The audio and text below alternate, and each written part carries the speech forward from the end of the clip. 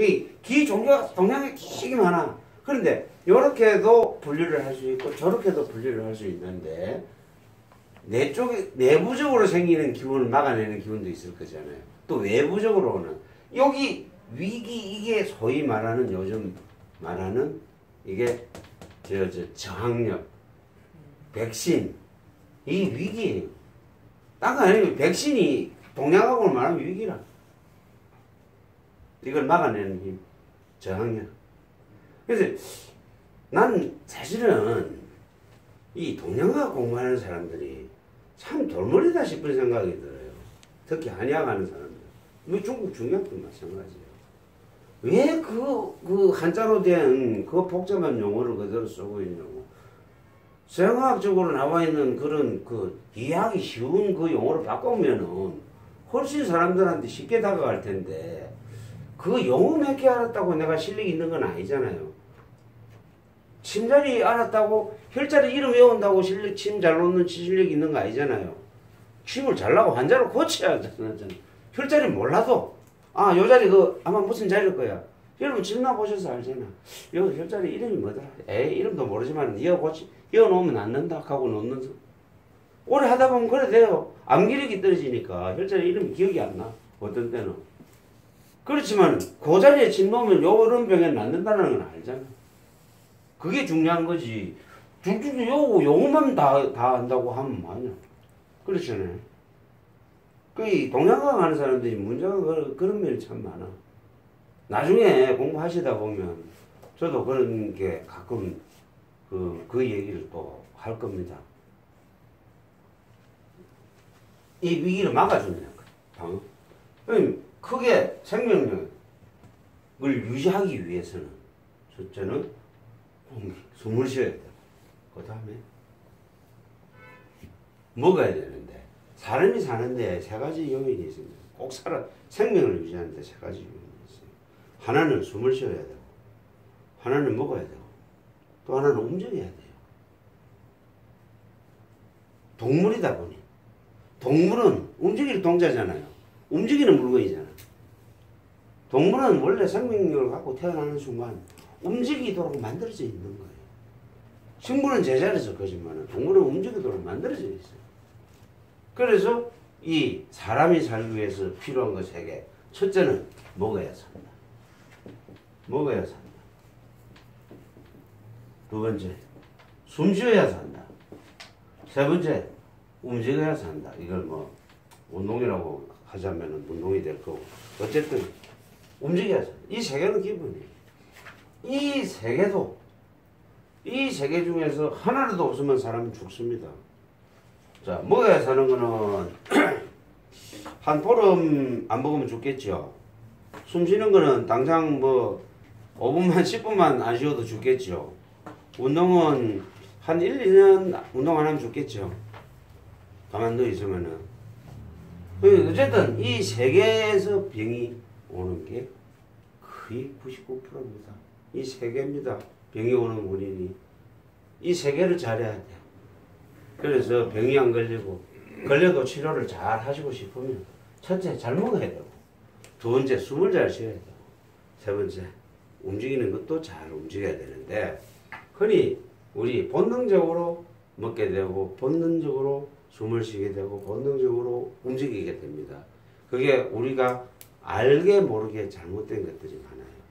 그런 것들을 이제 조금씩 고쳐 나갑시다.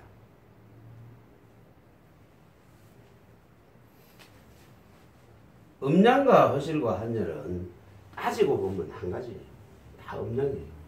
음양에서 분파됐다 이렇게 보시면 돼요. 자, 음양의 기본 의미는 동양 사람들 음양에 대해서 다 알지만 말로서 표현을 하세요 하면은 모릅니다. 이게 영어로 번역을 해놔도 음양에 대해서는 특별한 번역 방법이 없어요. 그래서 중국 발음식으로만 영어로 번역이 되어 있어요. 그런데 음양은 아주 쉽게 이해를 하면 돼요. 현대 사전식으로 이해를 하면 돼요. 지금 시대가 한 100년, 짧게는 한 20, 30년 동안에 세상이 엄청나게 변했죠. 정말 어떻게 변할지 모를 정도로 많이 변했는데 이 엄청나게 변한 것을 중간에 지금 브레이크를 주고 있는 게 코로나. 코로나가 지금 세상 변하는 걸 브레이크를 주고 있는 거예요. 한 30년 동안 엄청 변했어요. 그 30년에 우리가 살고 있다. 지금 우리 때의 여기 살고 계시는 분들이 참 복받은 사람들이에요. 온갖 것을 다 경험하고 지금 이 변하는 세상을 전부 경험을 다 했어요. 아주 먹을 거 없는 못 살던 시절부터 시작을 해가지고 지금까지 이 아주 여유롭게 살고 있고 생각이고 행동이고 마음대로 할 수 있는 이 좋은 시대를 살고 있는 거예요. 이게 세상이 변하기 때문입니다.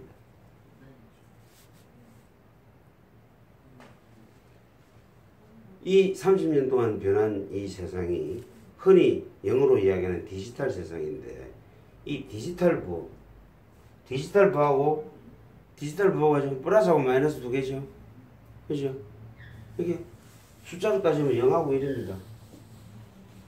이진법 숫자예요. 이 이진법 숫자를 처음 만들어낸 사람이 서양 수학자 라이프니츠라는 사람입니다. 러시아 수학자일 겁니다. 이 라이프니츠라는 사람이 음량론에 대해서, 이진법에 대해서 책을 쓰면서 적어놨어요. 나는 이 이진법의 개념을 동양의 음양사상에서 가져갔다. 이렇게 적어놨어요. 쉽게 얘기하면 이게 외정시대 때 많이 쓰던 예스가 노가입니다. 이거냐 저거냐 둘 중에 하나예요. 그냥 이게 이진법이고 그게 음양이에요. 이거냐 저거예요. 이 세상은 모든 것이 이거냐 저거냐 둘 중에 하나다라는 게 음양입니다. 상대적이라는 거예요. 서로 우주가 그렇고 만물이 그렇고 내 인체가 그렇다는 거예요. 좀 어찌 보면 극단적이죠. 그렇잖아요. 어찌 보면 극단적이에요. 실제로 이진법이라는 게 극단적이에요.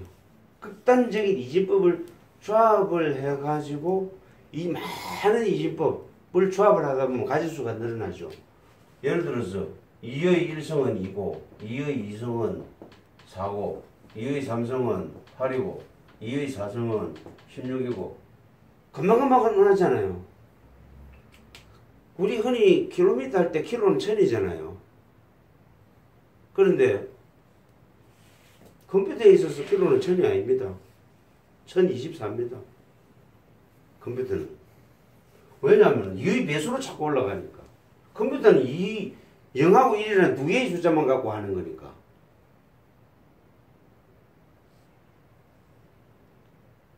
이거예요. 그래서 지금 현대가 지금 디지털 시대로 바뀐 게 왜 디지털에 한국이 특별히 더 거기에서 빛을 발휘하고 있느냐. 음양사상이 시작이 우리 여기서 시작이 됐어요. 우리는 음양사상에 대한 그 기본 자체를 우리 머릿속에 어릴 때부터 태어나면서부터 주입하다 오면서 우리는 자라났던 사람들이에요. 그게 지금 디지털 세상을 만들어 놨습니다. 근데 음양이에요. 이 음양을 이렇게 극단적인 세상으로 표현을 하시면 안 돼요. 그냥 상대적인 세상이다. 모든 것은 상대적이다. 모든 것은 상대적인 짝이 있다는 거예요. 집신 짝이 있듯이 다 짝이 있기 마련이에요. 그건 짝이 음양이다 라고 생각을 하시면 이해가 제일 빠르요. 그러면 극단적이 안 되죠. 오른 눈 쪽 눈이 있으면 왼쪽 눈이 있기 마련이에요. 머리가 있으니까 발이 있는 것이고 오른팔이 있으니까 왼팔이 있는 것이고 그렇게 짝을 대꾸를 맞추는 거야 그냥. 이게 음양이에요. 음양은 그냥 상대적인 것이다. 음양에 대해서 사전적인 의미를 이야기를 하세요. 그러면 모든 물건은 상대적이다. 모든 사물, 만물은 상대적이다. 그게 음양이다. 요렇게 표시를 해요. 요렇게 해야 말이 맞는데 음양 이러면은 음은 음침하고 양은 밝은 것이다 라고 그렇게 얘기를 하면 기본을 무시하는 게 되는 거예요. 상대적인데 상대적이지만 그 속성을 놓고 보면 음침한 속성을 가진 것도 있고 밝은 속성을 가진 것도 있다. 그렇게 상대적이다라고 설명을 하면 좀 더 깊이 들어간 얘기가 됩니다. 그래서 이거를 그냥 음은 음적인 것이라는 생각과 양은 양적인 밝은 쪽 음지 양지의 개념으로 생각을 해버리면 그것은 편협적인 한 부분만 보는 거예요. 전체적으로 놓고 서로 상대적인 건데 밝은 부분과 어두운 부분이 있다. 이런 식으로 이해를 해버리면 그게 기본 원리예요. 그 원리에서 벗어나지만 않으면은 치료하기가 좋아지는 거예요. 아까 우리 공부하기 시작하기 전에 이랬습니다. 요래 그려가 놓고 맥이 이래 큰 경우를 얘기했습니다. 이거 마찬가지예요. 이건 크잖아요. 상대적으로 오른쪽과 왼쪽 상대적으로 내가 이렇게 섰다고 보면 여기 오른쪽이고 여기 왼쪽이 되겠죠. 오른쪽과 왼쪽의 음량의 균형이 안 맞는 거예요. 상대적인데 상대적인 게 서로 균형이 맞는 상태면 이걸 우리가 용어로 하면 평형 상태라 그러죠. 평형 상태를 이루고 있을 때는 안정돼 있겠죠. 천층을 놓고 생각해 보면 저울이 이렇게 있으면 평형 상태는 두 개가 저울의 높이가 같지만 어느 한쪽이 무거워지면 이렇게 기울어지잖아요. 그럼 균형이 안 맞는 상태가 됩니다. 음량이 균형이 안 맞는 상태, 서로 상대적인 게 균형이 맞지 않은 상태가 되면 병이 오는 거예요. 한열 차고 뜨거운 것도 상대적인 거잖아요. 그래서 이 한열이 균형이 맞지 않으면 이 균형은 36.5도인데 여기 맞지 않으면 균형이 그러니까 병이 오는 거예요. 허실 어떤 건 강하고 어떤 건 약한데 약하고 강하고가 균형을 이루고 있을 때는 병이 안 오는데 균형을 이루지 못할 때는 병이 옵니다. 그래서 자연 치유력을 높이기 위해서는 뭘 해야 됩니까?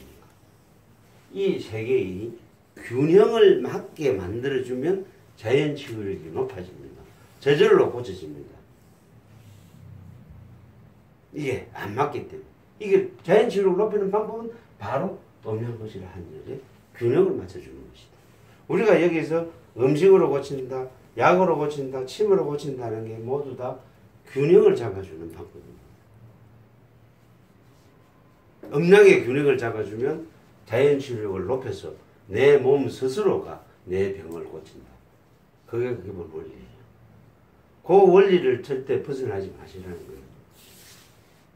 어디 아프니까 어디다 침을 놔라는 기본적인 기술적인 부분은 그 이상에서 더 이상 더 나아가지를 못해요. 기본 원리를 갖고 하시다 보면 자꾸 발전을 합니다. 새로운 것을 스스로 만들어냅니다. 주위에 침 잘 놓는다는 침도사분들한테 가서 한번 물어보세요. 그 많은 걸 어떻게 다 외우고 합니까? 그 많은 환자들 오는데 어떻게 다 알고 침을 다 놓습니까? 라고 물어보세요.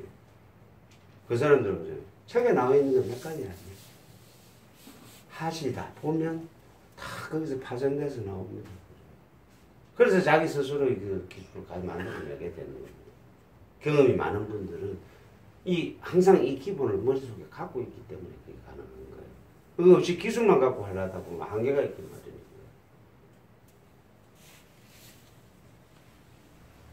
그래서 우리가 여기서 공부하는 것 중에 제일 중요한 것은 음양론입니다.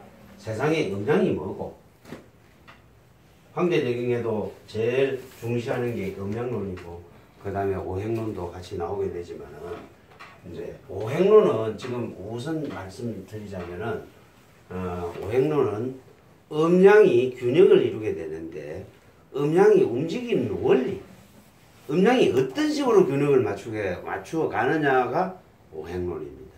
음양이 움직이는 방법.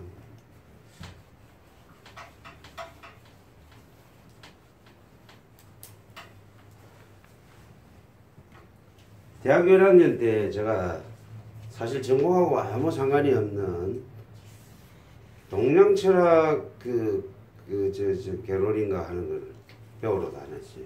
다른 과에 가서 제가 수강을 했었는데 동양철학 이러니까 기본을 사람들이 전부 주역으로 생각을 해. 네? 그게 점쟁이 사주팔자 보는 걸로 생각하는 거야. 그게 동양철학이야. 근데 그 대학에서 동양철학을 철학과 나온 사람들 중에 동양철학을 전공한 사람들이 철학과 나는 사람은 아무도 없거든. 동양철학을 전공한 사람이 그래. 대학에서 배운 사람이. 그럼 철학과 나는 사람은 그럼 철학 안 배우고 뭐 했냐고. 그 사람은 수역만 배운 거야. 철학은 안 배우고. 수역은 사괴죠, 사괴. 그죠? 우리 흔히 말하는 사주. 사주 생각하면 돼. 생년월일. 예?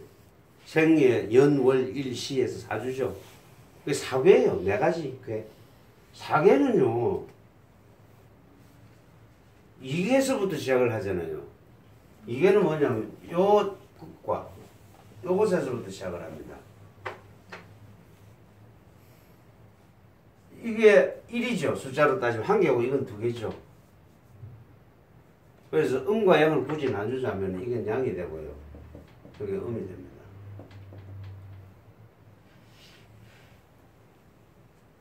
짝 벌어졌고 짝대기 하나잖아. 남자에서 생각하면 제일 쉽죠. 이 두 개가 합쳐져서 4개가 되고 8개가 되고 그 다음에 16개가 되고 64개가 그래 됩니다. 이진법이에요. 그게 사주. 우리 흔히 말 4개, 8개 하는 거. 우리 태극기에 나와 있는 8개.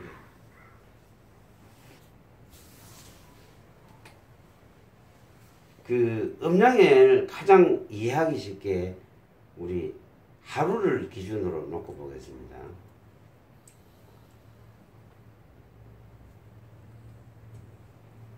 하루를 이렇게 해가 둔 거니까 동그랗게 표시를 해 놓읍시다. 우리 앙부일구 보면은 동그랗게 반원이 파져 있죠. 반구가 파져갖고 거기에 하루 몇 시 해시계가 돼 있잖아요. 뭐 동그랗잖아요. 하늘이 해가 둥글고 지구가 둥글다 보니까 동그랗게 가겠죠.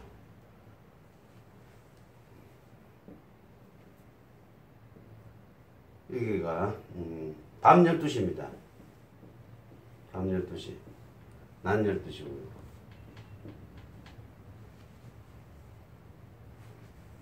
밤 12시면 가장 어두울 때죠. 6시, 18시, 6시 되면 이제 동이 되잖아요. 정상 우리 추분을 기준으로 하면 이게 진짜 동이 되는데 그 밝아지는 기운은 언제부터 시작을 하냐면 요 3시서부터 시작을 합니다.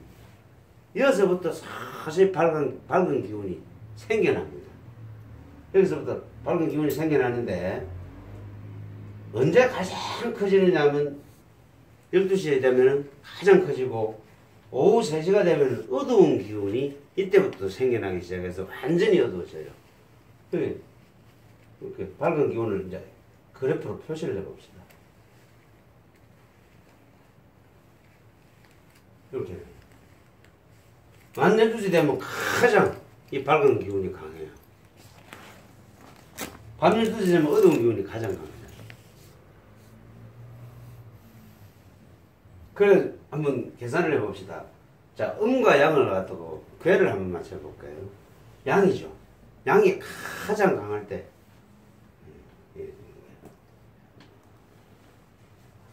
음이 가장 강할 때 되죠.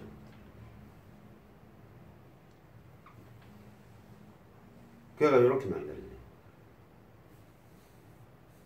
그러면 요때는요. 요거가 요게 중간쯤 되겠죠. 그러면 양이 강합니까? 음이 강합니까? 양이 강하죠. 음이 강하죠. 음이 강하죠. 요때가 양이 강하죠. 음이 강하죠. 이렇게 돼야 되는 거예요. 이렇게. 이렇게. 네. 때는 이렇게 되는 거예요.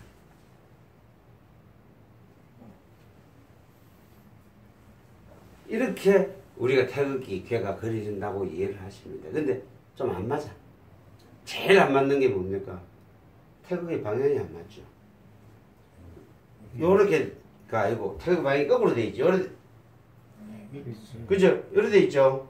지금 우리나라 태극기 이렇잖아. 이렇게 돼 있잖아. 그죠? 이렇게 돼 있어요. 우리나라 태극기 이렇게 돼 있어요. 이렇게 되는데 저렇게 되는데 뭐. 네. 여기 그 음량이 제대로 된 태극의 방향이에요. 음량이 요렇게 우리나라 태극이 여기서 생겨난 거니까. 근데 요렇게 된 거는 이 음량의 이치를 모르고 만든 사람이에요. 그래서 저기 조선 그 무슨 군이라 하노 저 임시정부 때 독립군들 태극기 보면 요런 태극기가 적혀 있어요. 요렇게 그려진 게. 그 개방 이후에 만들 때는 요런 만들어놨어요. 좀 음량이 거꾸로 되어 있죠. 그래서 누가 그래요? 이래서 나라가 거꾸로 돌아간다는 말을 하긴 하는데, 뭐, 그건 있을 수 있는, 뭐, 이래 갖다 붙이니까 그런 얘기를 하겠지만은, 어쨌든 하루에서 음량의 변화가 이렇게 나는 거예요. 여기서부터 음에서 양이 서서히 생겨나가지고, 양이 최고로 커지고, 하루가 이렇게 변해요. 하루만 그렇게 됩니까? 1년도 그렇죠. 이게 하지가 되고, 동지가 되고, 춘분이 되고, 추분이 되고, 그래 되죠. 1년도 이렇게. 자, 1년이 이렇게 음량의 변화가 순서대로 돌아가요. 시계 바퀴 돌아가듯이 이렇게 쫙 돌아갑니다. 시계도 요래 돌아가잖아요. 시계는 요래 돌아가는데, 호주에 가면, 남반구가 돼서, 사실은 해시계를 하면 거꾸로 돌아갑니다. 아까 그린 이게 맞아요. 그런데도 호주는 시계는 요래 돌아갑니다. 왜 그러냐? 시계를 만든 놈이 북반구 출신이거든. 시계를 만든 사람이 북반구에서 만들었어. 만들어 놓은 걸 차고로 들고 갔거든. 그러니까 호주 시계는 이게 안 맞아요. 해 가는 거하고. 예를 들어서 햇빛이 이래 나 있는데 지금 여가 동쪽이냐 북쪽이냐 남쪽이냐 찾는 방법 아세요? 남쪽 찾는 방법 알아요? 해 뜨는 데를 보고 아니 지금 해 있는 것만 보고 뜨는 데를 보지 말고 지금 현재 여가 방향이 어디고 바다 한가운데다 해가 이 하늘에 떠 있는데 해가 앞쪽으로 있는데. 응? 해가 그러니까 내가 네. 쳐다보면 거가 남쪽인지 북쪽인지 어떻게 알아?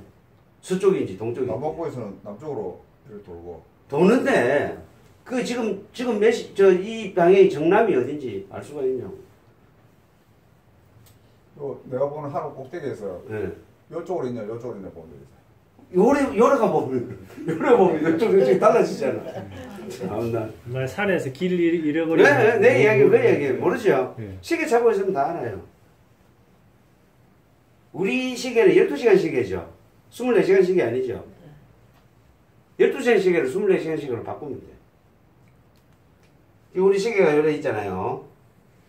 이게 12시고, 이게 6시고, 이게 3시잖아요. 근데 사실은 24시간 시계를 맞추면요. 이게 3시가 되는 게 아니고 1.5시가 되는 거예요. 여기가 3시가 되고. 네? 아니죠. 거꾸로. 이게 6시가 되고, 이게 12시가 되는 거예요. 이게 24시고. 그럼 지금 해가 이 방향으로 서 있더라. 해가 지금 시계를 딱 맞췄는데, 예? 해가 이 방향으로 가 있더라. 이거 정남이잖아요. 요 시계를, 이걸 바꿔보라고, 이거를. 절반으로 나누면 돼. 그럼, 현재 시계의 중간, 현재 시침이 가 있는 중간을 햇빛에 딱 맞추면요. 12시 가 있는 자리가 남쪽이 됩니다. 이해가 가실 거예요. 그래, 말씀드리면. 현재 예를 들어서 시계가 1시입니다. 2시다. 예를 들어서 2시면 12시하고 2시 사이에 1시죠. 한가운데가. 그 1시 자리를 갖다가 해를 딱 맞추세요. 그러면 요 내 시계 12시 있는 방향이 남쪽이 돼요. 이게 그냥 농담으로 드린 말씀이에요. 이건 상관이 없습니다. 그 시계를 만든 놈이 북방구 살던 놈이 되다 보니까 저 남방구에도 이 시계를 쓰는 거예요.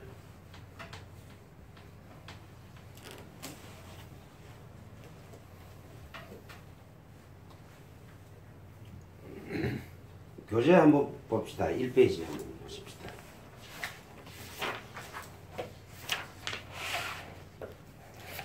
건강하면은 뭐냐면은 우리가 흔히 건강하다고 이야기하면 병이 없는 상태고 기운이 있는 상태고 또 생각도 건전한 사고를 가진 상태가 건강한 상태. 뭐 이거는 말씀 안 드려도 다 그렇잖아요. 자, 요렇게 건강하게 살게 되면 인간의 수명은 한 120살 정도가 되지 않나라고 보는 게 우리 생각입니다. 그 왜 그러냐니까 이 포유류들은 생식 그러니까 생식이 가능한 그 나이와 죽을 그 나이를 대충 비교를 해보니까 한 10배 이상 차이가 나요. 그러면 특히 강아지들, 고양이들 이래 보면은 한 그 한 살, 만 한 살 되면은 바로 그 다음 새끼 낳고 해요. 그래가지고 보통 12배에서 15년, 12살에서 15살 살거든요. 고양이도 비슷해요. 그래 사는데, 사람만 유독 한 15살 기준으로 잡고 보면은, 기껏 해봐야 한 5배 살다 죽더라, 이 말이에요. 5배, 6배 살다 죽더라, 이 말이죠.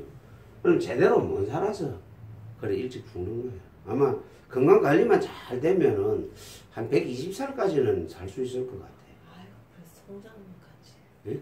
송장같이 살아야지 그렇게 살아서. 건강하게 살아야죠. 아유, 그래도 송장인데 뭐. 건강하게 살면 되죠. 응? 반대 사람, 반동 사람. 그건 사람은 안 죽으면 재미가 없어요. 죽어야 재미가 죽어야 있어요. 돼. 아니 이게 사람이 한 번 태어나면 죽고 아프고 하니까 이게 재미가 있는 거지. 아니 안 죽고 그러면 뭔 재미를 살아? 돈 벌 필요가 뭐 있어 안 죽는데. 그렇잖아요. 살라고 돈을 벌어야지. 예? 살라고 돈을 벌어야지. 죽는데 말. 아니 안 죽는데 뭘 돈을 벌어. 죽으니까 돈을 벌지. 살 안 죽으려고 돈을 버는 거지. 동안에 먹고 살아야 될 거야. 맞다, 살 동안에 먹고 살아야지. 그건 돈 벌어야지. 그 일이랑 그 일이랑 똑같아. 근데 사실은 그 인간들이 살기 위해서 다른 동물하고 달라가지고 좀 약하잖아요. 살기 위해서 집단 생활을 선택하고 사회생활을 선택을 하면서 그러면서 오히려 건강을 오히려 패린 부분도 있다는 거예요. 그래서 그런 부분을 우리가 한번 잘 생각해보고 우리가 웃자면은 건강이 나빠졌는데 웃자면은 건강을 다시 그 반대로 해가지고 좀 좋게 만들어보나.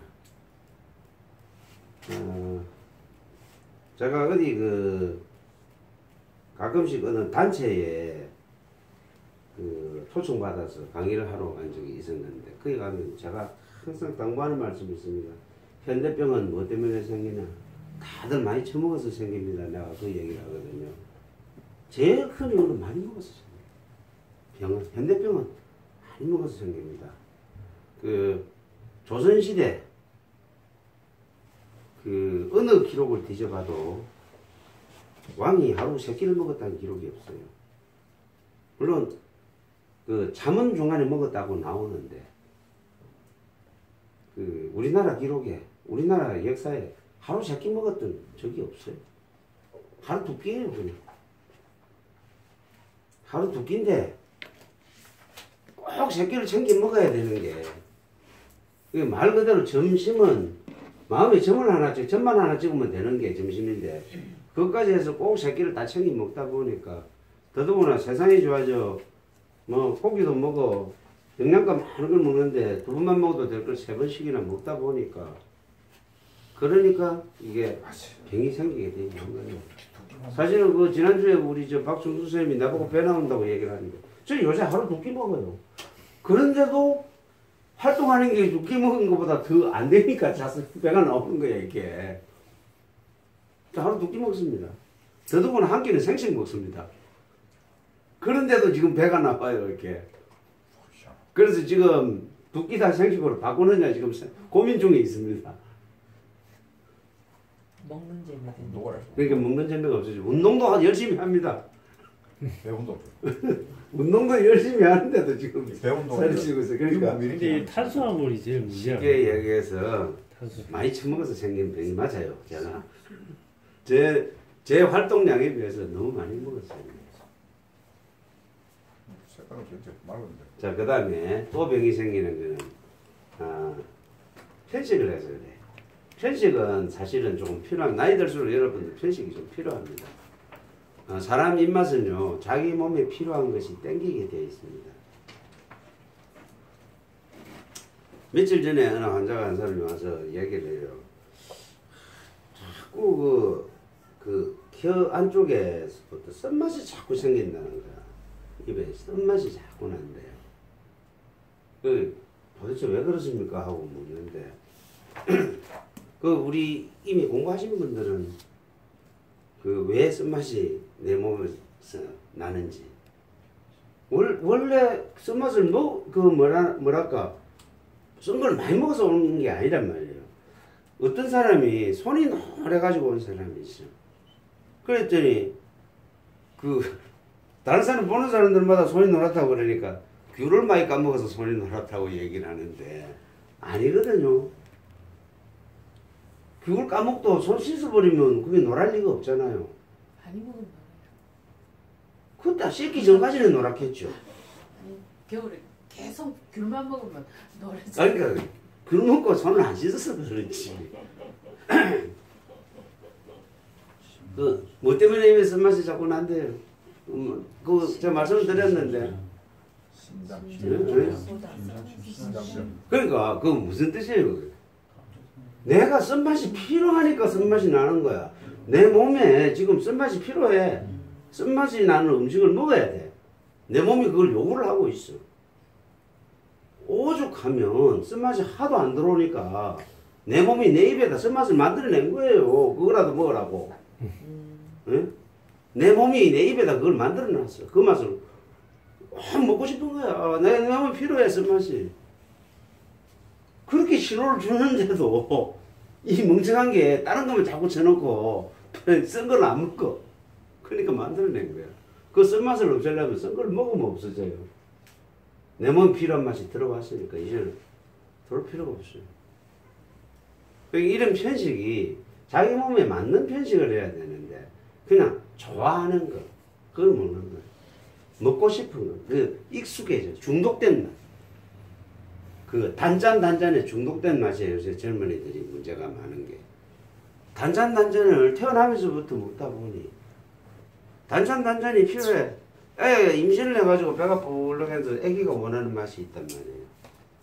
애기가 원하는 맛이 있는데 단짠만 먹고 싶어.